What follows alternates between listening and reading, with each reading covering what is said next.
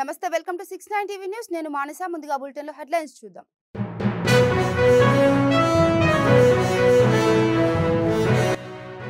కోటి మంది మహిళలను కోటీశ్వరులు చేయడమే సీఎం రేవంత్ రెడ్డి లక్ష్యం మహిళల అభ్యున్నతికి తెలంగాణ ప్రభుత్వం కృషి చేస్తుందన్న ఎమ్మెల్యే శ్రీ గణేష్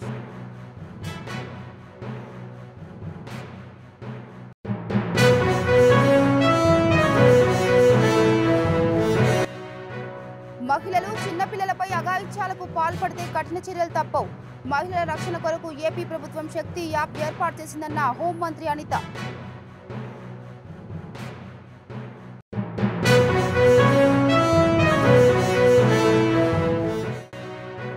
ఈ నెల 14న పిఠాపురం జనసేన బహిరంగ సభకు భారీ ఏర్పాట్లు సభ ద్వారా జనసేన అధినేత మంచి సందేశాన్ని ఇస్తారన్న మంత్రి నాదెండ్ల మనోహర్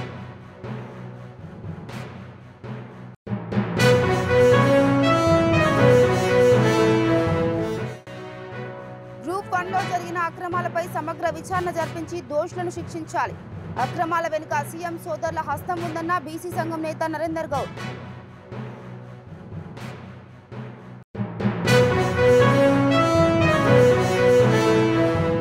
ఇక డీటెయిల్స్ వెళ్తే అంతర్జాతీయ మహిళా దినోత్సవాన్ని పురస్కరించుకొని కంటోన్మెంట్ లో ఎమ్మెల్యే శ్రీ గణేష్ ఆధ్వర్యంలో వేడుకలు ఘనంగా నిర్వహించారు ఈ సందర్భంగా మహిళలు పెద్ద ఎత్తున కార్యక్రమానికి చేరుకొని నృత్యాలు చేస్తూ సందడిగా గడిపారు ఈ సందర్భంగా ఎమ్మెల్యే మాట్లాడుతూ తెలంగాణలోని కోటి మంది మహిళలను కోటీశ్వరులను చేయడమే లక్ష్యంగా ప్రభుత్వం అనేక కార్యక్రమాలు తీసుకుంటుందని ఇందిరా మహిళా శక్తి మిషన్ కింద మహిళల అభ్యున్నతికి ప్రభుత్వం కృషి చేస్తున్నట్లు తెలిపారు ఈ సందర్భంగా మహిళలకు నిర్వహించిన పోటీల్లో విజేతలుగా నిలిచిన వారికి బహుమతులను అందజేశారు శ్రీ గణేష్ గారి ఆధ్వర్యంలో ఇంత గొప్పగా ఈ వేడుకల్ని జరుపుకుంటున్నందుకు మా పోలీసు డిపార్ట్మెంట్ తరఫున ఇక్కడికి వచ్చేసిన ప్రతి ఒక్క మహిళలకు అందరికీ కూడా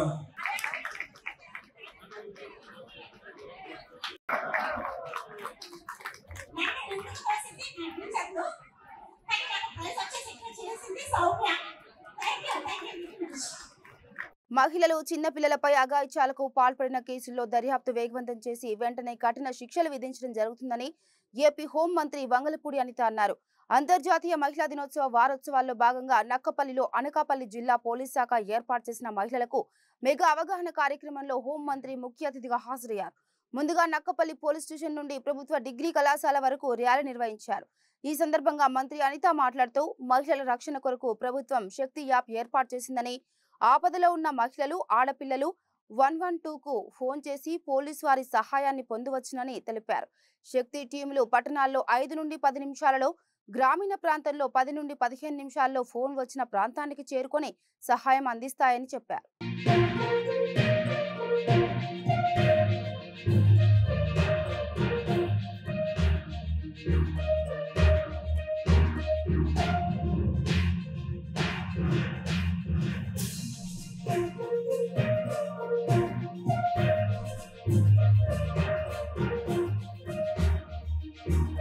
దగ్గర ఈ రోజు ఇందాకే మన డిఐసి గారు కూడా చెప్పారు 90 ఎకరాలకి 96 ఎకరాలకి పడిపోయింది ఈ రోజు కల్టివేషన్ కూడా ఇదంతా కూడా చుట్టుపక్కల రాష్ట్రాల నుంచి మన వైపు వస్తూ ఉంటే అదే కూడా చెన్నై వైపు కానీ అటువైపు కర్ణాటక కూడా వెళ్లకుండా మన నక్కపల్లి తుని దాటిన తర్వాతనే మనం మాక్సిమం ఇక్కడే కంట్రోల్ చేసే పరిస్థితి కనిపిస్తాం అంటే దీని మీద మీ అందరికీ కూడా అవగాహన రావాలి దొంగవాడికి ఎక్కడి నుంచైనా తెచ్చుకుంటాడు గాంజాయికి అలవాటు పడినవాడు ఎక్కడి నుంచైనా తెచ్చుకుంటాడు ఇలాంటి క్రమంలో చాలా మంది చిన్న చిన్న పిల్లలు కాలేజ్ చదువుకునే పిల్లలే టార్గెట్ అయిపోతున్నారు ఎందుకంటే వాళ్ళకి చిన్న చిన్న ఎమోషన్స్ ని కంట్రోల్ చేసుకునే కెపాసిటీ ఉండదు ఫర్ ఎగ్జాంపుల్ ఆడపిల్లలు ఉంటారు మా అమ్మ తిట్టిందని లోపలికి వెళ్ళి ఏడుస్తారు మా నాన్న కొట్టాడని మొన్న రీసెంట్ గా కోనమన్పాలెంలో ఒక అమ్మాయిని చూశాను చాలా బాగా చదువుకుంటారు అమ్మాయి కేవలం మంచి మార్క్స్ రావేమో అని చెప్పి సూసైడ్ చేసుకొని చనిపోయింది అంటే ఒక ఎమోషన్స్ ని క్యారీ చేసుకుని ఎమోషన్స్ ని దాన్ని కంట్రోల్ చేసుకునే కెపాసిటీ ఆ ఏజ్ గ్రూప్ వాళ్ళకు ఉండదు దెన్ వెంటనే ఎవరైనా ఒక చిన్నది వాళ్ళు ఆఫర్ చేస్తే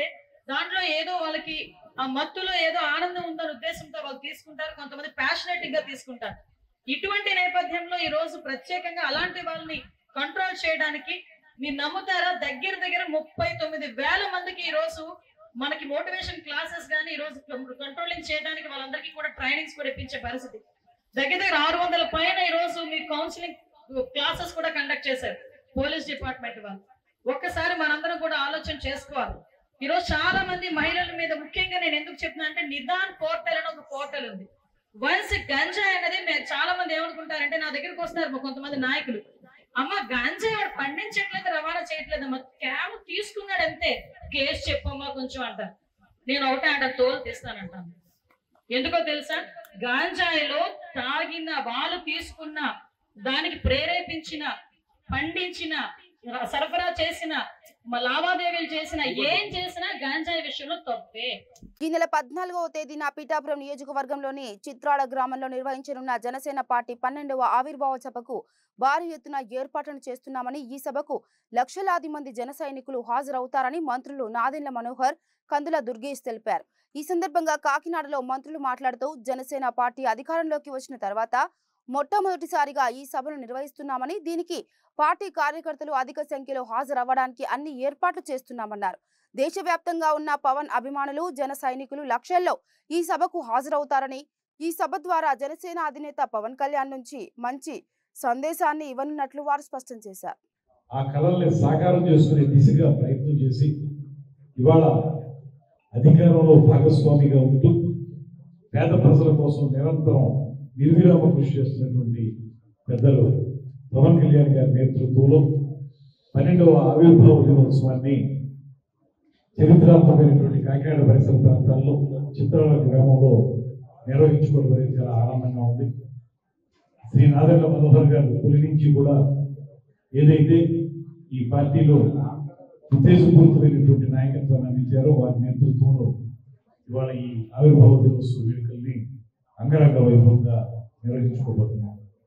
ముఖ్యంగా ఈ కార్యక్రమం ద్వారా గడిచిన దశాబ్ద కాలం పాటు మేము అధికారంలోకి రావాలనేటువంటి ఆలోచనతో కాకుండా పేద ప్రజల పక్షాన నిలబడాలనేటువంటి ఆలోచనతో చేసినటువంటి ప్రయత్నాల్ని, ఆ తర్వాత ఇప్పుడు జరిగిన ఎన్నికల్లో కూటమి ఏర్పడడానికి కీలక పాత్ర పోషించినటువంటి పవన్ కళ్యాణ్ గారి నాయకత్వ ప్రతిభని, దాంతోపాటు అధికారంలోకి వచ్చిన తర్వాత ఇప్పుడు ఎవరైతే నిజమైనటువంటి లబ్ధిదారులు ఉన్నారో వారందరికీ న్యాయం చేసే విధంగా కార్యక్రమాలను నిర్వహించుకుంటున్నటువంటి ప్రధానమైనటువంటి మంత్రిత్వ శాఖల్ని ఒక పక్కన పవన్ కళ్యాణ్ గారు కానీ మరో పక్కన నాదెండ్ల మనోహర్ గారు కానీ చేపట్టడం, వాటి ద్వారా పేద ప్రజలకు మరింత చేరువుగా ప్రభుత్వ పథకాలని లబ్ధిని అందించే విధంగా కృషి చేయడం, ఇవన్నీ చూసుకుంటే ఇన్నాళ్ళ ఈ ప్రయాణం ఒక అద్భుతమైనటువంటి ప్రయాణంగా, ముఖ్యంగా ఏ లక్ష్యం కోసం అయితే పనిచేస్తా ఉన్నామో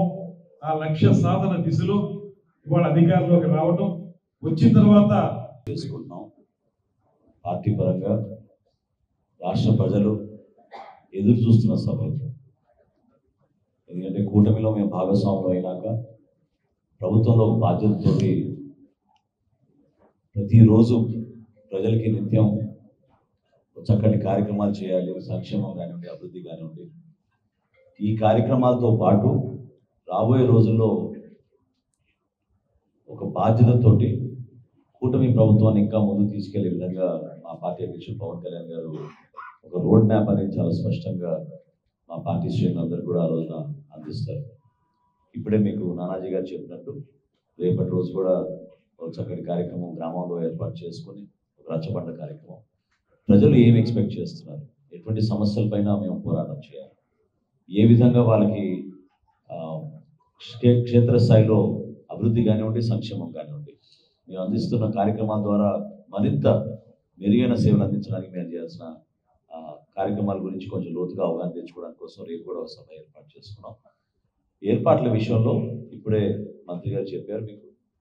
ఈరోజు లాజిస్టిక్స్ కమిటీ ప్రత్యేకంగా పార్కింగ్ సౌకర్యాల గురించి వివిధ మార్గాల నుంచి వస్తున్న మా నాయకులు కార్యకర్తలకు అందరికీ కూడా ఆ ప్రాంతాల్లో ఎక్కడ కూడా ఇబ్బంది కలగకుండా ఉండడానికి కోసం వాళ్ళకి అక్కడ ప్రత్యేకంగా ఫుడ్ స్టాల్స్ కానివ్వండి, డ్రింకింగ్ వాటర్ కానివ్వండి, బటర్ మిల్క్ కానివ్వండి, మా పార్టీ అధ్యక్షుడు పవన్ కళ్యాణ్ గారు కోరిన వాళ్ళందరికీ కూడా ఫ్రూట్స్ కూడా ఏర్పాటు చేయమన్నారు. సో ఇవన్నీ కొత్త ఆలోచనతో చేసుకుంటూ వస్తున్నాం. వీటితో పాటు ఈరోజు మా మెడికల్ కమిటీతో కూడా మేము సమావేశం అయ్యాం. సో దాదాపు 14 అంబులెన్స్లు, 7 మెడికల్ క్యాంప్స్ వివిధ ప్రాంతాల్లో ఏర్పాటు చేసుకుని అక్కడ అందరితో కూడా సమావేశమై నర్సింగ్ స్టాఫ్ కానివ్వండి, డాక్టర్స్ కానివ్వండి, అంతా మా పార్టీ వాలంటీర్స్ అంతా ఎప్పటి నుంచో ఈ కార్యక్రమాలు చేస్తూ ఉంటారు.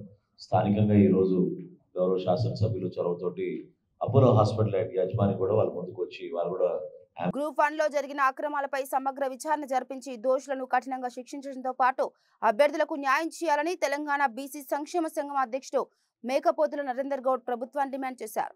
సోమాజిగూడ ప్రెస్ క్లబ్ లో ఏర్పాటు చేసిన సమావేశంలో ఆయన మాట్లాడుతూ గ్రూప్ 1 నిర్వహణలో జరిగిన తప్పిదాల వల్ల బడుగు బలహీన వర్గాలకు చెందిన అభ్యర్థులకు తీవ్ర అన్యాయం జరిగిందని ఆవేదన వ్యక్తం చేశారు. ఈ అక్రమాల వెనుక ముఖ్యమంత్రి సోదరుల హస్తం ఉందన్న అనుమానాలు ఉన్నాయని ఆరోపించారు. నగరంలో విష్ణు కోచింగ్ సెంటర్ నిర్వహిస్తున్న వరంగల్ జిల్లాకు చెందిన విష్ణువర్ధన్ రెడ్డి ఈ మొత్తం అక్రమాలకు పాల్పడినట్లు అనుమానాలు ఉన్నాయని అతన్ని అదుపులోకి తీసుకొని విచారణ జరిపించాలని ఈ సందర్భంగా వారు డిమాండ్ చేశారు.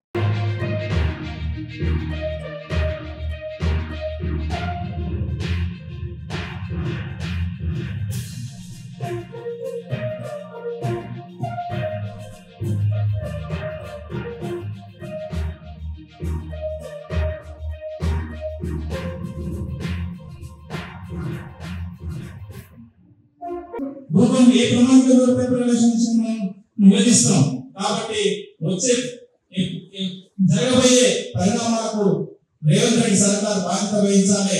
ఏదైతే అశోక్ నగర్ సెంటర్ లో జరిగిన అవకతవకల మీద కొన్ని ఇన్స్టిట్యూషన్స్ లో కొంతమంది అభ్యర్థులకు విచారణ జరగాలి. ఖచ్చితంగా జరగకపోతే మాత్రం తెలంగాణ వ్యాప్తంగా బీసీ సంఘాలతో పాటు యావత్ తెలంగాణలో ఉన్న విద్యార్థి సమాజం అంతా కూడా ఉపయోగం చేసి రేపు రేవంత్ రెడ్డి సర్కారు ఈ గ్రూప్ 1 ఫలితాలతోనే ఖచ్చితంగా మరియు వచ్చే 2009 ఎలక్షన్లో 2008 ఎలక్షన్లో ఖచ్చితంగా ప్రభుత్వం నిర్వహించే పబ్లిక్ సర్వీస్ కమిషన్ ఎగ్జామ్నే ఇట్లా బజార్లో పెట్టి అమ్ముకుంటే గతంలో కూడా ప్రశ్నపత్రాలు లీక్ అయినాయి అని చెప్పేసి పబ్లిక్ సర్వీస్ కమిషన్ గోడకు పోస్టర్లు వేయడం జరిగింది. అటువంటి తరుణంలో రేవంత్ రెడ్డి గారు దాన్ని ప్రక్షాళన చేస్తామని చెప్పేసి యూపీఎస్సీకి పోయి వచ్చి తర్వాత మహేందర్ రెడ్డి గారిని పెడితే ఆయన మీద ఆరోపణలు వచ్చినాయి. ఇప్పుడు బుర్రా వెంకటేశం గారు పెడితే కూడా ఆ పబ్లిక్ సర్వీస్ కమిషన్కు గ్రహణం పట్టినట్టుగా మళ్ళీ ఆరోపణలు వస్తున్నాయి. బుర్రా వెంకటేశం గౌడ్ గారు సీనియర్ ఐఏఎస్ అధికారి, ఆయన బీసీ బిడ్డ, ఆయనను బదనాం చేసేటట్టుగా కనపడుతుంది. ఇక్కడ ఆయన భుజం మీద తుపాకీ పెట్టి బీసీలని, ఎస్సీలని, ఎస్టీలని బలి చేస్తున్నట్టుగా కనపడుతుంది. కాబట్టి పబ్లిక్ సర్వీస్ కమిషన్ అక్రమాలను వెంటనే వెలికి తీయాలని చెప్పి సర్వీస్ కమిషన్ నిన్న విడుదల చేసినటువంటి గ్రూప్ 1 ఫలితాలపై సమగ్ర న్యాయ విచారణ జరగాలి. దాంట్లో అనేక అవకతవకలు ఉన్నాయి. తెలుగు సబ్జెక్ట్ ఎంచుకొని రాసినటువంటి తెలుగు విద్యార్థులకు చాలా అన్యాయం జరిగింది. అదేవిధంగా ఈ గ్రూప్ 1 పేరుతోటి అతిపెద్ద మాఫియా అశోక్ నగర్ నుంచి సీఎంఓ వరకు నడిచింది. ఒక్కొక్క పోస్టుకు 9 నుంచి 10 కోట్ల వరకు వసూలు చేసినట్టుగా వాళ్ళ మీద ఆరోపణలు ఉన్నాయి. ముఖ్యమంత్రి గారు దీని మీద వెంటనే స్పందించి విచారణ జరిపించాలని తెలంగాణ బీసీ సంక్షేమ సంఘంగా మేము డిమాండ్ చేస్తూ ఉన్నాం. అభ్యర్థులు గత 13 సంవత్సరాల నుంచి ఎంతో మంది ప్రిపేర్ అవుతూ హాస్టల్స్ లో కలుషిత ఆహారం అందిస్తున్నారని, కనీస మౌలిక వసతులు కల్పించలేకపోతున్నారని ఓయూలో విద్యార్థులు రోడ్డుపై బైఠాయించి ఆందోళన చేపట్టారు. తినే అన్నంలో బ్లేడ్లు రావడంతో విద్యార్థులు ధర్నా చేపట్టారు. తమ సమస్యలను పరిష్కరించాలని అధికారులకు విన్నవించినా పట్టించుకోలేదని ఆగ్రహం వ్యక్తం చేశారు. తమ సమస్యను పరిష్కరించే వరకు ఆందోళన చేపడతామని విద్యార్థులు హెచ్చరించారు. అందరికీ నమస్తే. నా పేరు ధ్రువన్. నేను న్యూ గోదావరి హాస్టల్ విద్యార్థిని. ఈరోజు న్యూ గోదావరి హాస్టల్లో తినే అన్నంలో రేజర్ బ్లేడ్ వచ్చిందని చెప్పేసి ఈరోజు విద్యార్థులు కూడా రోడ్ ఎక్కడం జరిగింది. ఎందుకంటే ఈరోజు మనం చూస్తూ ఉన్నాము, హాస్టల్లో ఏ రోజు చూసినా కూడా ఒకటి క్లీన్లీనెస్ లేదు, ఇంకోటి తినే అన్నంలో నాణ్యత లేదు. ఒకరోజు పురుగులు వస్తాయి, ఒకరోజు గాజు ఒక్కలు వస్తాయి, ఒకరోజు బ్లేడ్లు వస్తాయి. ఈరోజు విద్యార్థులు, ఉస్మానియా యూనివర్సిటీలో విద్యార్థులు, పేద బడుగు బలహీన వర్గాల విద్యార్థులు, అటు ఏదైతే ఈ 4 దిక్కులు చూసుకుంటే అటు మారుమూల ప్రాంతాల నుంచి వచ్చి ఇక్కడ చదువుకోవడానికి వస్తే ఇక్కడ కనీసం నాణ్యత లేని ఈరోజు అన్నం పెట్టి మా యొక్క జీవితాలతో చెలగాట మాడుతూ ఉన్న పరిస్థితి. ఈరోజు మెస్సు బిల్లులు చూసుకుంటే 2000 నుంచి 2500 నుంచి 3000 వరకు బిల్లులు వస్తూ ఉన్నాయి. కానీ తినే ఫుడ్లో నాణ్యత చూపిస్తే కేవలం 2000 కూడా పెట్టే అవసరం లేదు వాటికి. అలాంటి నాణ్యత ఫుడ్ పెట్టి ఈరోజు మా యొక్క జీవితాలతో చెలగాట మాడుతూ ఉన్నారు. ఈరోజు హాస్టల్లో కనీసం నీళ్లు తాగే నీళ్ళు ఏవైతున్నాయో ఈరోజు మనం చూస్తూ ఉన్నాము. డాక్టర్లు ఏదో చెప్తున్నారో మన యొక్క శరీరంలో 70% నీళ్ళు ఉంటాయని చెప్పేసి ఆ యొక్క నీరు అతి కలుషితంగా ఉన్నది. ఇక్కడ కేవలం తాగే నీరే కాదు, ఫుడ్, తాగే నీరు, ఇలా ఏ పరిస్థితులు చూసుకున్నా కూడా ఈరోజు కలుషితంగా ఉన్నాయి. వీటన్నిటిని మార్చాలి. అదేవిధంగా ఈరోజు స్టాఫ్లో చూస్తూ ఉన్నాము, మెస్సుల్లో స్టాఫ్ లేదు, సరిపడా స్టాఫ్ లేదు. వారిని కూడా మార్చాలని ఎన్నోసార్లు మొరబెట్టుకున్నా ఉన్నాం. అదేవిధంగా ఇక్కడ మనం చూస్తూ ఉన్నాము, ప్రతిరోజు చూస్తూనే ఉంటాం,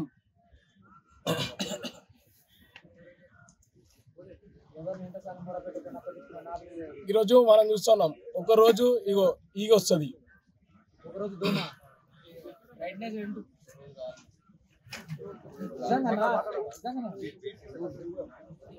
ఒకరోజు పురుగులు, ఒకరోజు బీర్ సీసాలు వస్తాయి, ఒక రోజేమో గాజు ఒక్కలు వస్తాయి. ఇలా ప్రతిరోజు ఏదో ఒకటి చెప్పిన ప్రతిసారి మాట దాటేస్తూ అది చేస్తాం ఇది చేస్తాం అని చెప్తా ఉన్నారు. కానీ ఈరోజు హాస్టల్ వ్యవస్థను మార్చే విధంగా ఈరోజు యూనివర్సిటీ యొక్క వ్యవహారాలు చూసే విధంగా ఈరోజు కుమార్ సార్ గారికి లేదు. వారు ఒక వీసీగా వారు స్టేజ్ చేరెక్కినప్పటి నుంచి ఈ రోజు వరకు కూడా వారు నాక్ పని అంటూ ఆ పని అంటూ ఈ పని అంటూ తిరుగుతున్నారు. కానీ ఏ రోజు కూడా విద్యార్థుల కోసం పట్టించుకున్న పాపాన ఈరోజు వారు పోలేదు. వారికి ఒకవేళ ప్రభుత్వం పట్ల అంత చిత్తశుద్ధి ఉంటే ప్రభుత్వం యొక్క పని చేసుకోండి తప్పించి ఈ యొక్క యూనివర్సిటీకి వీసీగా బాధ్యతలను రిజైన్ చేసి ప్రభుత్వానికి మీరు యొక్క వీసీగానో లేదంటే వారికి ప్రభుత్వానికి పిఆర్ఓ గానో లేదంటే ఒక ఎంపీ గానో లేదంటే ఒక ఎమ్మెల్యే గానో పనిచేసుకోండి. అంతే తప్పించి విద్యా వ్యవస్థను నాశనం చేసే కుట్రలో భాగంగా మిమ్మల్ని రేవంత్ రెడ్డి గారు పెట్టిరో ఇంకెవరు పెట్టిరో ఇవన్నీ బంద్ చేసుకొని మీరు వారికి కేవలం వారికే అధికారికంగా పనిచేయండి. కానీ మీరు వారి కుట్రలో భాగంగా పేద మధ్యతరగతి విద్యార్థులను ఈ యొక్క ప్రభుత్వ విద్యకు దూరం చేసే ఒక కుట్రలో భాగంగా ఈ యొక్క మధ్యతరగతి విద్యార్థులను ఈ యొక్క ప్రభుత్వ విద్య అందించే ఈ యొక్క నాణ్యతను ఇదంతా కూడా పాడు చేస్తూ ప్రభుత్వ విద్యను తుంగలో తొక్కే ఈ యొక్క కుట్రలో భాగంగా ఇవన్నీ చేస్తూ ఉంటే విద్యార్థులు ఎప్పుడు కూడా సహించాలని చెప్తా ఉన్నాం. అదేవిధంగా ఈ యొక్క ఉస్మానియా యూనివర్సిటీ ఏదైతున్నదో ఇది ఉద్యమాల గడ్డ, తెలంగాణ ఉద్యమం సాక్షిగా చెప్తా ఉన్నాము. మీ యొక్క తీరు మారకపోతే మీ యొక్క చైర్లు ఉండవు, మీరుండరు. ఈ ఉద్యమాన్ని ఇంతకు మించి ఉధృతంగా కొనసాగిస్తామని కూడా ఈ సందర్భంగా తెలియజేస్తా ఉన్నాం. విశాఖ స్టీల్ యాజమాన్యం ఉక్కు కార్మిక నాయకులకు ఇచ్చిన షోకాజ్ నోటీస్ తక్షణం ఉపసంహరించుకొని కాంట్రాక్ట్ కార్మికుల తొలగింపు ఆపాలని విశాఖ ఉక్కు పరిరక్షణ పోరాట కమిటీ ప్రతినిధులు యాజమాన్యాన్ని డిమాండ్ చేశారు. స్టీల్ ప్లాంట్ లో వివిధ విభాగాల్లో విభాగాధిపతుల కార్యాలయం ఎదుట ధర్నా నిర్వహించి వినతి పత్రాలను అందజేశారు. ఈ సందర్భంగా జరిగిన ధర్నాలో విశాఖ ఉక్కు పరిరక్షణ పోరాట కమిటీ కన్వీనర్ కేఎస్ఎన్ రావు, కో కన్వీనర్ రమణమూర్తి మాట్లాడుతూ యాజమాన్యం సుమారు 6 నెలలుగా సకాలంలో జీతాలు చెల్లించకుండా స్టీల్ ప్లాంట్ కార్మికులను అనేక ఇబ్బందులకు గురి చేస్తుందని విమర్శించారు. మీరంతా కూడా మొక్కుకొని తెచ్చుతో మీ సంఘాలు ఇచ్చే పిలుపులకి నిలబడండి. అది సమ్మె అయితే సమ్మె, టూల్ డౌన్ అయితే టూల్ డౌన్, ఇడి వస్తుంది ఇడి వస్తూ, రోడ్డు అయితే రోడ్డు, ఇంకోటి అయితే ఇంకోటి, ఎక్కడైతే కూర్చోకుండా మనం సిద్ధపడిన రోజున వాళ్ళు ఎవరు కాదని మనం తొక్కెళ్లే పరిస్థితి ఉండదు. విడిపోతే మటుకు విభజించి పాలించేదాని కోసం ప్రయత్నం చేస్తారు. అలాంటి విడిపోయేదానికి అవకాశం లేకుండా మనంతా కూడా ఈ కంపెనీని ముందు తీసుకుపోయేదాని కోసం మనం ఈ తరంలో పనిచేసే ఇంట్లో నెక్స్ట్ తరం కూడా ఈ ప్లాంట్ అందించేది వరకు ప్రభుత్వంలో కొనసాగేదాని కోసం ఈ 3.5 లక్షల కోట్ల చూసాలు 20,000 ఎకరాల భూమిని ప్రభుత్వ భూమికి ఉండేదాని కోసం కొట్లాడదాం అని చెప్పే దానికోసం మీరు కూడా మద్దతు తెలియజేస్తూ గ్యాంగ్స్టర్ అమన్ సావోను జార్ఖండ్ పోలీసులు ఎన్కౌంటర్ చేశారు. 150కి పైగా కేసుల్లో నిందితుడిగా ఉన్న అమన్ సావోను పోలీసులు ఇటీవల అరెస్ట్ చేశారు. ఈ క్రమంలో విచారణలో భాగంగా రాయ్పూర్ జైలు నుంచి రాంచీకి తీసుకొస్తుండగా తప్పించుకునే ప్రయత్నం చేయడంతో ఎన్కౌంటర్ చేసినట్లు పోలీసులు తెలిపారు. అమన్ జైల్లోనే ఉంటూనే నేరాలకు పాల్పడుతున్నాడని డీజీపీ అనురాగ్ గుప్తా ఇటీవల చెప్పగా అంతలోనే ఎన్కౌంటర్ చేయడంపై విమర్శలు వస్తున్నాయి.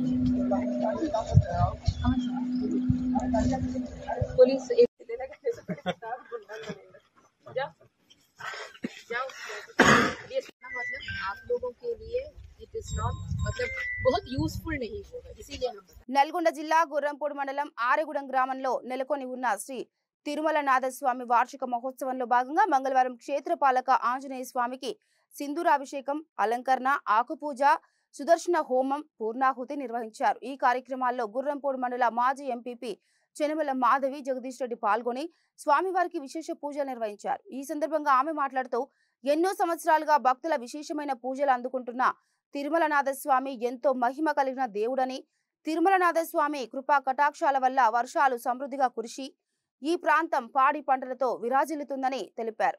ఈ కార్యక్రమంలో ఆలయ కమిటీ సభ్యులు, గ్రామ ప్రజలు తదితరులు పాల్గొన్నారు.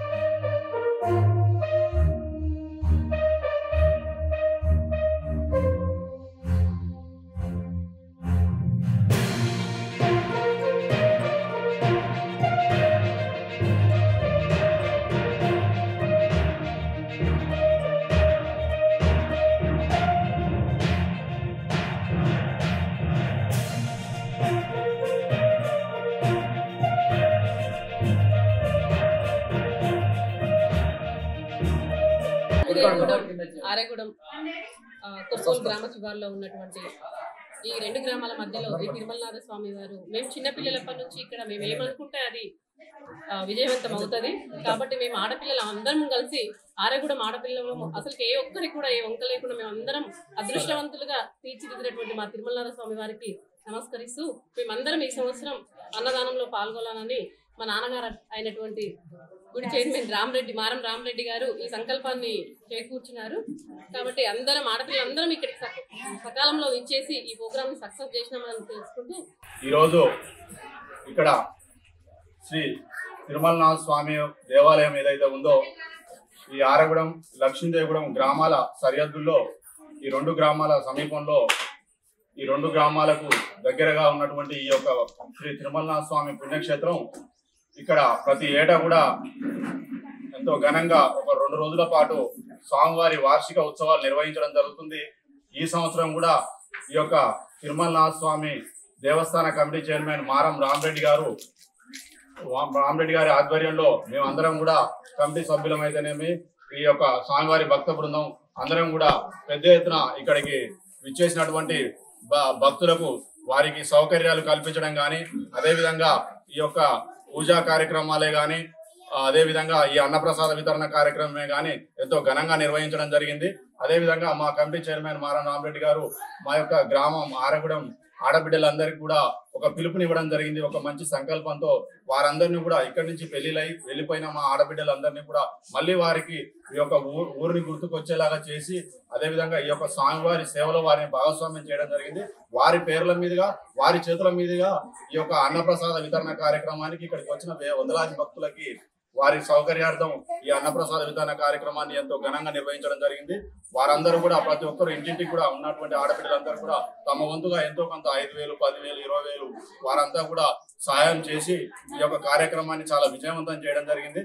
అదేవిధంగా మా యొక్క యూత్ సభ్యులు తిరుమలనాథ స్వామి వారి భక్త బృందం కూడా ఈ యొక్క కార్యక్రమంలో నిమగ్నమై వారు వచ్చినటువంటి భక్తులకు ఎటువంటి ఆటుపాట్లు లేకుండా వారికి నీటి వసతి కల్పించడమే కానీ భోజన వసతి కల్పించడమే కానీ అదేవిధంగా ఈ యొక్క పూజా కార్యక్రమాల్లో అందరి ఆరాధ్య దైవం అన్నటువంటి మా శ్రీ తిరుమలనాథ స్వామి వారి అందరూ కూడా దర్శనం చేసుకునే విధంగా వీలు కల్పించి అదేవిధంగా మా యొక్క వంశ పారంపర్య ధర్మకర్తలు బ్రాహ్మణులైనటువంటి ఈ యొక్క మా అన్నపర్తి రామకృష్ణ శర్మ గారి చేతుల మీదుగా ఈ యొక్క పూజా కార్యక్రమాల్ని ఎంతో ఘనంగా నిర్వహించుకోవడం జరిగింది.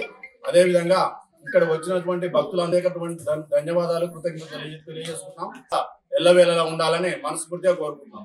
నల్గొండ జిల్లా గుర్రంపూడి మండలం జూనుంతల గ్రామం అలిపిరి గుట్టపై వెలిసిన ఆంజనేయ స్వామి దేవాలయానికి విద్యుత్ సౌకర్యం లేని విషయాన్ని తెలుసుకున్న వికేఆర్ కన్స్ట్రక్షన్ అధినేత కాంగ్రెస్ పార్టీ రాష్ట్ర నాయకులు వెలగపూరి కరుణాకర్ రావు దేవాలయానికి కావలసిన కరెంటు స్తంభాలు, వైర్ లైట్లు మొదలైన విద్యుత్ పరికరాలను అందజేశారు. ఈ సందర్భంగా దేవాలయానికి తన సొంత ఖర్చులతో విద్యుత్ సౌకర్యం కల్పించిన వెలగపూరి కరుణాకర్ రావును మాజీ జెడ్పీటీసీ గాలి రవికుమార్ గౌడ్, గుర్రంపూడి మాజీ సర్పంచ్ మస్టద్ సయ్యద్ మియా, మాజీ ఉప సర్పంచ్ పగిళ్ల లాలయ్యలను సాల్వాలతో ఘనంగా సన్మానించారు. ఈ కార్యక్రమంలో ఆలయ పురోహితులు, గ్రామస్తులు తదితరులు పాల్గొన్నారు.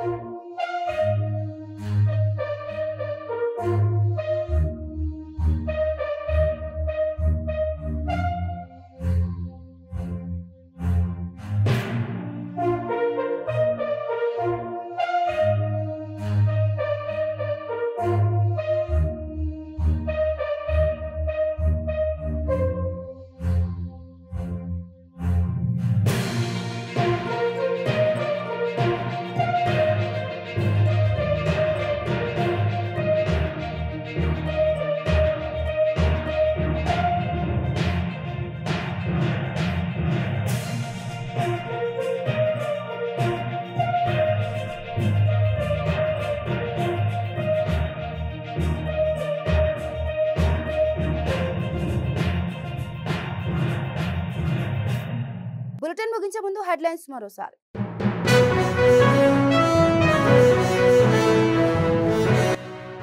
కోటి మంది మహిళలను కోటీశ్వరులు చేయడమే సీఎం రేవంత్ రెడ్డి లక్ష్యం. మహిళల అభ్యున్నతికి తెలంగాణ ప్రభుత్వం కృషి చేస్తుందన్న ఎమ్మెల్యే శ్రీ గణేష్.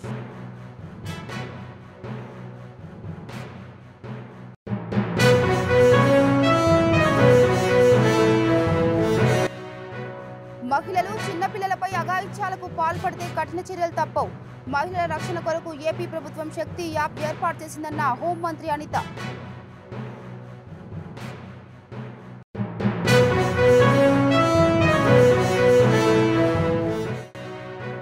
ఈ నెల 14న పిఠాపురం జనసేన బహిరంగ సభకు భారీ ఏర్పాట్లు. సభ ద్వారా జనసేన అధినేత మంచి సందేశాన్ని ఇస్తారన్న మంత్రి నాదెండ్ల మనోహర్.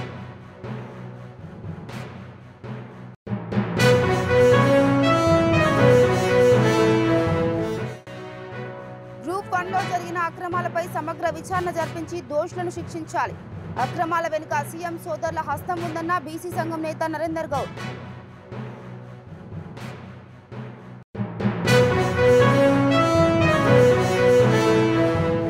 ఇది బులెటిన్ అప్డేట్స్. మరో బులెటిన్ తో మళ్ళీ కలుద్దాం. అంతవరకు చూస్తూనే ఉండండి 69 టీవీ న్యూస్. నమస్తే.